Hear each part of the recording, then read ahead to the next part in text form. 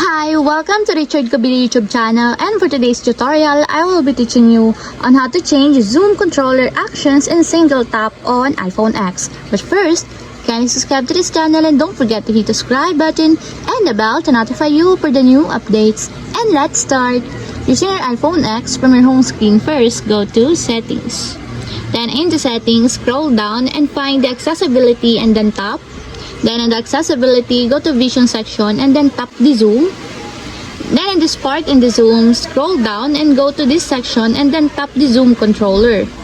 Then in this part in the zoom controller, go to controller action section and then tap the single tap. Then in the single tap, if you want to change it to none, just tap the none until there's a check mark on the side.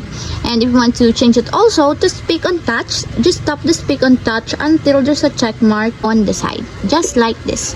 And that's it, we have successfully changed zoom controller actions in single tap on iPhone X. If you have a question, can you comment down below and don't forget to hit the subscribe button and the bell to notify you for the new updates. And thank you for watching!